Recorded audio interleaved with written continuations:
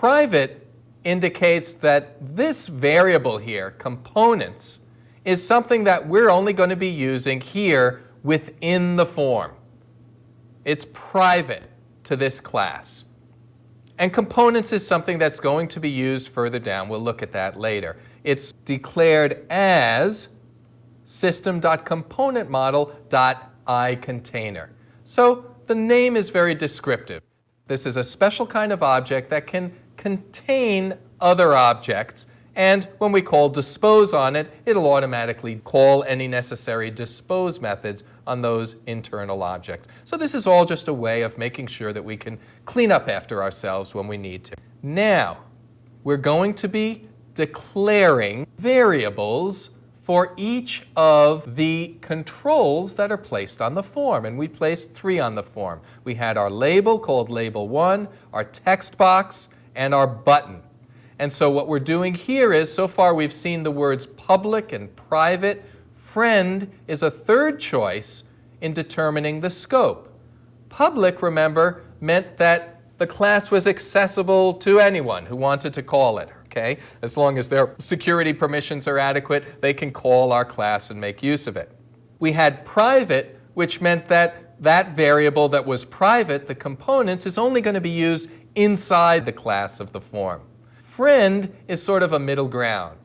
Friend means that this label, text box, and button are going to be available to be called, to be manipulated, not only from inside the form, but from inside any other code that we create in our project, or to use the .NET term, inside our assembly, the assembly that we are creating for our Windows application. So for example, one form could call into another form and manipulate the label or the text box on another form because of the fact that the word friend was used here to establish the scope. And with events just means that we'll be able to write a special type of code called an event handler that's going to respond to events on each of these controls. Now we'll learn much more about events later on, but it's pretty intuitive. For example, a button has a click event, and when a user clicks the button,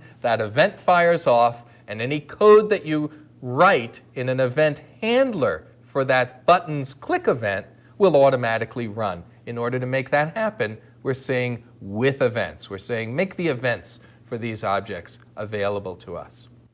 And you can see over here that each of these controls is a type of object that was defined in the .NET framework in this namespace system.windows.forms, and then the name of the class where it's defined is either label or text box or button. Not too difficult. Here we have something interesting. In front of the next procedure, we have a special annotation that's inside this less than and greater than brackets, these angle brackets. This is called an attribute. And this is something that's new in Visual Basic.NET. We didn't have this in previous versions of Visual Basic. And there are all different kinds of attributes, and they're used in lots of different ways. It's a way for you to, the word that's used sometimes is adorn. You can adorn your code. You can annotate your code by putting in basically what amount to special instructions that are going to be read by the .NET framework at some step along the way in the course of compiling and running your application. And in this case, we have an attribute that's only going to come into play when a programmer is debugging this application. And when they're debugging the application, if they're stepping through the code one step at a time, what will happen by default is that this whole next section will be skipped. Debugger step through means that by default, the programmer won't see each of these individual lines. This is just another way of hiding some of the guts inside of the form from programmers who probably shouldn't be making changes to it. Although you can edit this code, the recommendation in general is that if you want to make changes to the controls on your form, use the designer to do it, or use other code that you write, but don't try to make changes to the code that's here. Although I'll tell you, I've done it and it works fine as long as you know what you're doing. So here what we're doing is we are taking this label 1 and text box 1 and button 1 that we've declared up here. We've declared the variables, and we're now referring to them. So me.label1 just means the label 1 that I declared inside of this class, me, the form class. And what are we going to do? We're going to set it equal to, we're going to point our variable at a new object that we're creating now.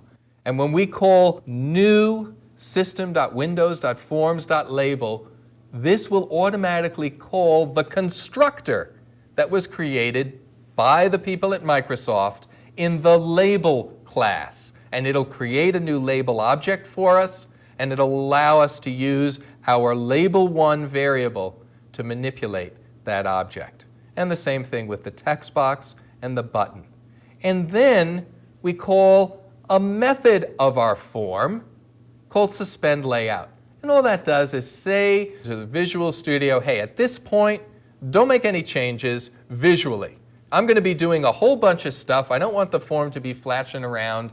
Let's just suspend layout for a while. Let me specify all the changes that I want to make. And then later on, I'll tell you when to resume layout. And you can sort of catch up and change the visual display for everything all at once.